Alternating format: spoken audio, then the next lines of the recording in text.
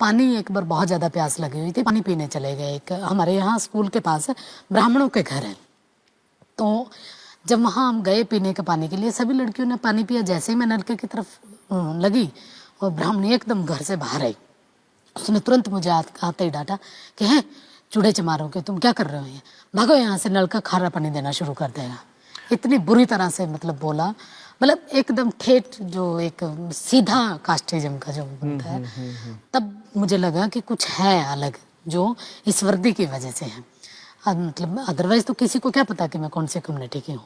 तो मुझे बड़ा गुस्सा आया, मैं घर गई, मैंने फटाफट अपना बस्ता फेंका और एकदम बंद कमरे में जाके बैठ के खूब रोई।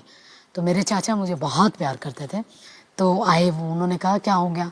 तो मैंने कहा आज के बाद मैं ये वर्दी पहन के नहीं जाऊँगी, इस वर्दी को या तो जला दो या फेंक दूंगी, मैं इस वर्दी को नहीं पहनना। तो मेरे चाचा पूछे बार बार कि क्या हो गया, मैंने उनको फिर पूरा बताया। तो मैंने मेरे चाचा से पूछा, उस एज में भी मान लो मैं पी लेती ये पानी तो सच में खारा पानी देना शुरू करता है ये नल का। तो मेरे पिताजी ने कुछ नहीं कहा, बस ये कहा कि कुछ नहीं बेटा, मैं तुम्हारे लिए सफ़ेद कपड़ा लेके आऊँगा वर्दी का और तुम उसको पहन के जाना। और मैंने फिर भी दोबारा जिद की, मगर मेरे को बताओ। तो मेरे पिताजी ने फिर कहा कि बेटा मेरे को भी नहीं पता, बस ये डोल बनाई हुई है। डोल मतलब पार्टीशन एक तरह से, ऊंची कास्ट का और नीची कास्ट का। पता नहीं किसने बनाई, मैंने पूछा किसने बनाई, बस उन्होंने उस वक्त छोटी सी एज में ही मुझे ये कहा कि तुम भी पता करना कि किसने बनाई है। अच्छा, ऐसा कहा उन्होंने कहा। और उस दिन की वर्डिंग और उस मतलब जो बात हुई थी हमारे बीच में, मुझे आज भी याद है। जो सबसे ज़्यादा आगे बढ़ने के लिए मेरा प्रेरणा का शब्द बना, सिर्फ इन्हीं चीज़ों को तलाशने करने के लिए कि क्या वाकई ये व्यवस्था आदमियों ने बनाई या परमात्मा नाम की कोई चीज़ रही होगी उसने बनाई है। किसी ने तो बनाई होगी। अगर भगवान ने बनाई है तो भगवान ने हमें क्यों ऐसा बनाया। मुझे आज भी याद है, मैं क्लास में जब भी मतलब जाती थी, मेरी वर्दी पे चिकनी उसके छींटे लगे होते थे और मक्खियाँ भिड़ बना रही होती थी। और उसके पीछे का कारण क्या था, खाने के लिए सब्जी तो होती नहीं थी, तो लस्सी मांग के लेके आया करते थे पड़ोस में से। तो लस्सी लेने के लिए जाते तो मैं वर्दी डाले हुए होती थी जैसे स्कूल की, वो डालते, वो कहती यहाँ रख दे, तो नीचे रखवाती डोलू को और वो ऊपर से ऐसे लस्सी फेंकती, और वो फेंकती वो डोलू में कम, कपड़ों पे ज़्यादा लगती, उससे भिनभिनाहट होती।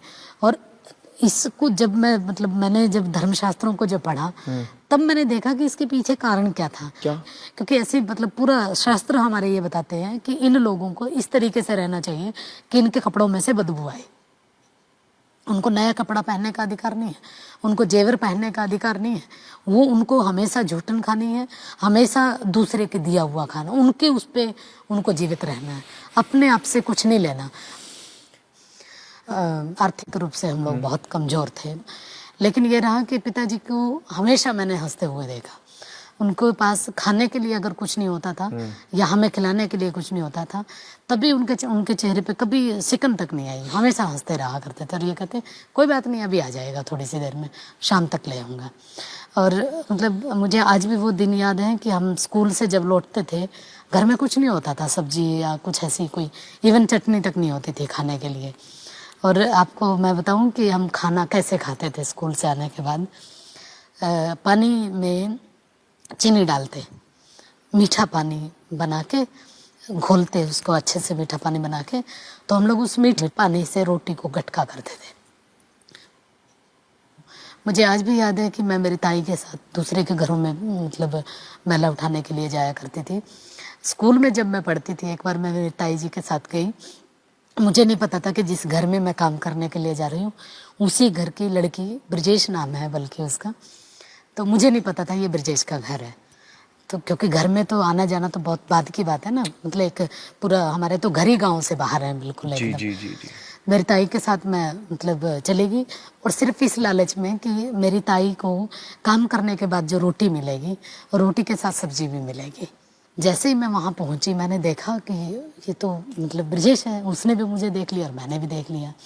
खैर जो कूड़ा और जो गंद जो मल होता है, जो वो मेरी ताई के साथ मैं उठवाती रही, वो डाल डाल के आती रही, लेकिन देख चुकी थी वो मुझे। खाने के लिए तो मिला जरूर, लेकिन अंदर से ये रहा कि कल पता नहीं क्या होगा, मतलब जैसे कुछ छीन लिया जाए बच्चे से। खैर मैं अगले दिन स्कूल पहुंची, मेरे से पहले ही सारी चीज़ें स्कूल पहुंच चुकी थी। जैसे ही पहुंची और मतलब लड़कियों ने घेरना मुझे शुरू कर दिया, जिनको नहीं पता था उनको भी उसने खूब जोर जोर से के बताया। क्लास में आके फिर उसने बताया कि अच्छा तू अपने ताई के साथ टोकरी क्यों नहीं उठा रही थी, तू तो सिर्फ डाल डाल रही थी हमारे घर में टट्टी को। तो मेरे को गुस्सा आया, मैंने उसको एकदम तख्ती मारी यहाँ पे, और फिर उसने मुझे मारी यहाँ पे, मुझे आज भी निशान है मेरे यहाँ पे उसके तख्ती का। लेकिन ये कोई बड़ी बात भी नहीं थी मेरे लिए, ऐसी लगती रहती थी। और क्योंकि उसका जो जख्म था वो तो अंदर था, तो बाहर तो बहुत कम था। तो लेकिन जैसे ही वो लड़की घर पहुंची, फिर उसने अपने घर में बताया, तो उसके घर वाले एकदम मतलब, क्योंकि वो ऊपर कास्ट के थे, सीधा मेरे घर में आए उलाना अच्छा, देने के गुस्से लिए। होके आ गए? गुस्सा हो गए और मेरे चाचा के पास एकदम आए। सीधे शब्दों में उन्होंने ये कहा कि चूड़ों की इतनी औकात कि हमारे बच्चों के ऊपर हाथ उठाए।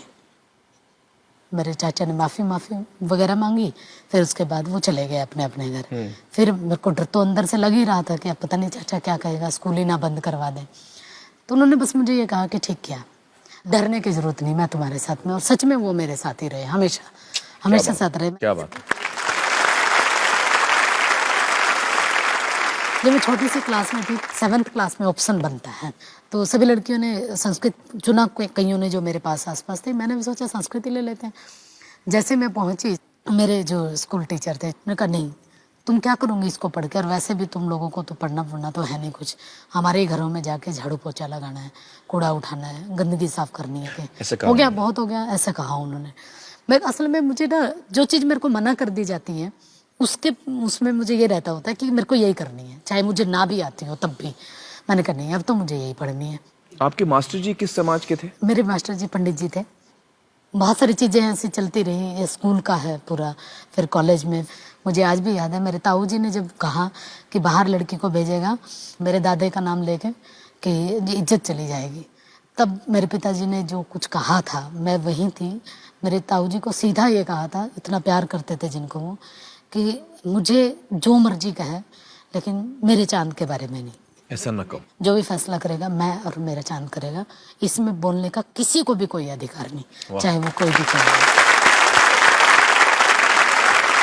ऐसे करते करते फिर कॉलेज पहुंची। कॉलेज में पहुंच के 60 किलोमीटर दूर कॉलेज था, बस में हम लोग आया जाया करते थे। बड़ा मुश्किल था एक तरह से, लेकिन ये था कि मैं, मेरे पिताजी, मेरी माँ, हम दोनों तीनों सारे दिहाड़ी मजदूरी किया करते थे। दिहाड़ी मजदूरी का मजदूरी मतलब क्या होता है? जो जैसे सड़कों पे काम करते हैं, अच्छा, डेली वेजेस डेली वेजेस जिसको बोलते हैं, ये करना लेबर एक तरह से। मैं जैसे बजरी बिछाने का काम करते थे, टोकरी लेके जाने का। एक सबसे बड़ी बात ये थी कि जिस कॉलेज में मैं पढ़ती थी उसी कॉलेज पे बाई चांस एक बार सड़क का काम बनना शुरू हुआ, और दिहाड़ी हम लोग लगे हुए थे ही, लेबर में थे। जैसे ही लड़कियां निकली उन्होंने तुरंत ये कहा, अरे अरे देखो देखो कौशल काम कर रही है, कौशल दिहाड़ी कर रही है। और जानबूझ के आके उन्होंने कहा, अरे तुम कॉलेज नहीं आई आज, 3-4 दिनों से कॉलेज ही नहीं आ रही, इसलिए नहीं आ रही थी कि तुम्हें दिहाड़ी करनी पड़ रही है। लेकिन मेरे पिताजी ने मुझे हमेशा अपने काम के ऊपर फक्र करना सिखाया। वाह। कि अगर काम सही है तो उस पर फक्र करो। वाह। वो चाहे दिहाड़ी करने का काम हो या कलम चलाने का हो। और पढ़ते हुए भी मुझे, मेरे ऊपर गर्व करते थे, और दिहाड़ी करते हुए भी। यहाँ पर मैं आपको उनका नाम पूछना चाहूंगा, आपके पिताजी का नाम बताइए हमें। मेरे पिताजी का नाम जयपाल था। जयपाल जी, वाह क्या बात है। फिर ऐसे ही काम करते करते मैं पढ़ी, मतलब ग्रेजुएशन कंप्लीट हो गई। फिर मुझे कुरुक्षेत्र यूनिवर्सिटी से पोस्ट ग्रेजुएशन करनी थी।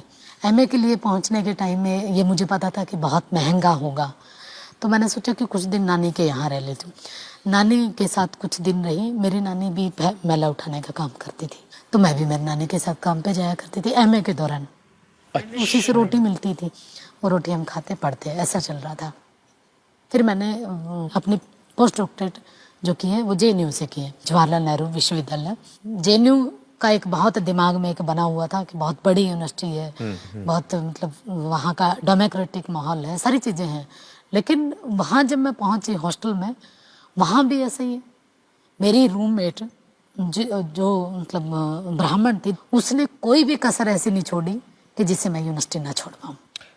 इतना टॉर्चर करती थी, बिल्कुल मतलब हर तरह के तरीके वो अपनाती थी, एक से एक। और हद तो तब हुई जब उसने मुझे हॉस्टल से बाहर निकालने की कोशिश की।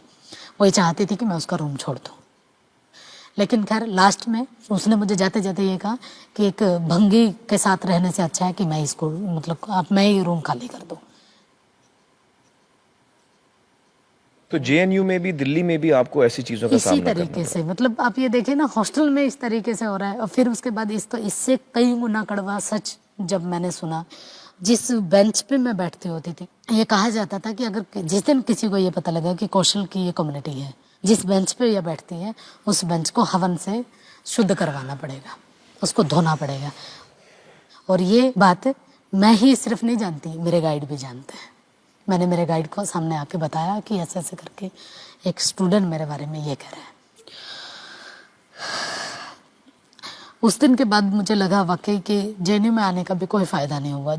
उस दिन मैं वाकई जेएनयू छोड़ने का विचार किया, लेकिन बस पिताजी ने मुझे जाते जाते भी एक ही बात कही थी कि तुम्हें कोई कुछ भी कहता रहे, बस अपनी लाइन से नहीं हटना। अगर तुम अपनी लाइन से हटी तो कुछ नहीं कर पाओगे। कौशल जी, मैं यहाँ कहना चाहूँगा, काश हिंदुस्तान में सारी बच्चियों को आप जैसे आपको पिता मिला है, उस जैसा पिता मिले। ये तो मुझे, मतलब मैं ये कहूँगी कि हर बेटा बेटी को ऐसे ही माँ बाप मिलने चाहिए। और आज मैं ये भी कहूँगी, आज यहाँ पहुँच के, हर माँ बाप को बेटी भी ऐसे ही मिलनी चाहिए।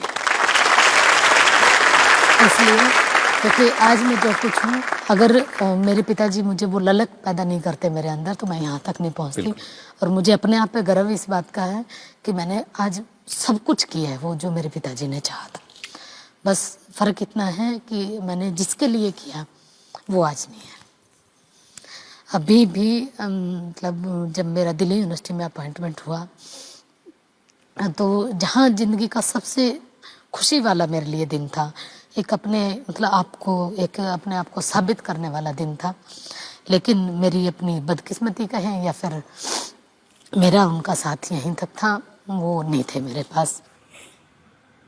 बस आज जो है कमी वो यही कि आज काश अगर पिताजी होते तो एक बार जरूर ये कहते कि उन्होंने जो कुछ किया था मेरे लिए, मैंने उसको ज़ाया नहीं गया, बल्कि मैं आपसे बताऊंगा कि जहाँ भी हैं वो इस वक्त आपको देख रहे हैं, इस बात का पूरा एहसास उनको ज़रूर यकीनन है। लेकिन मैं सिर्फ इसमें ये कहूँगी कि कास्ट का फैक्टर, ये जो अछूतपन का जो है, इतना भयानक है कि आप इसको कहीं तक भी ले जाइए, सामने ही मिलता है। इवन यहाँ दिल्ली यूनिवर्सिटी में रहते हुए भी आज भी वही स्थितियाँ हैं, आज भी ऐसे ही व्यवहार होता है जो उस 5वीं 4थी क्लास के बच्चे के साथ हुआ करता था, लेकिन उसका तरीका बदल चुका है। छोटी सी चीज़ मैं ये बताना भी चाहूँगी, अभी मैं तो यूनिवर्सिटी में प्रोफेसर लग चुकी हूँ दिल्ली में, मैंने वहाँ रेंट पे रूम लिया। उनको मैंने बता भी दिया था सीधा सीधा कि मैं दलित कम्युनिटी से हूँ। उसने तब कुछ नहीं कहा। मैं हर रोज़ थोड़ा सा लेट आती थी, क्लासेज होती थी। एक दिन बाई चांस मैं थोड़ा सा पहले आ गई, मैंने देखा मेरी माँ झाड़ू लगा रही है आंगन में, जो हमारा नहीं था, वो तो मकान मालिक का था जिसका घर मतलब हमने रेंट पे लिया हुआ था। तो मैंने कहा ये किसने कहा तुम्हें करने के लिए? उसने कहा कि वो बोल रही थी ऊपर वाली। मेरे को इतना गुस्सा आया, मकान मालिक। मैं फिर फटाफट गई, मेरे को गुस्सा आया बहुत। मैंने कहा आंटी ये क्या करवा रही हैं आप? उसने कहा कि ठीक है, काम तो करना ही पड़ेगा, चाहो तो कमरा खाली कर दो। काम तो मैंने करना कहा ठीक पड़ेगा है। मतलब? तो फिर मैंने अगले दिन ही रूम खाली कर दिया। फिर मोहम्मदपुर में आई, वहाँ भी ऐसे ही हुआ। फिर किशनगढ़ में आई, वहाँ भी ऐसे ही हुआ। मतलब किशनगढ़ वाले में तो बल्कि ऐसे हुआ कि हमने सफेदी करवाई उन्होंने दोबारा उस घर में जिसमें हमने छोड़ा। मतलब एक भी चीज़ ऐसी नहीं छोड़ते जिससे जरा सा भी मतलब हम अपने आप को ये माने कि हम इंसान हैं।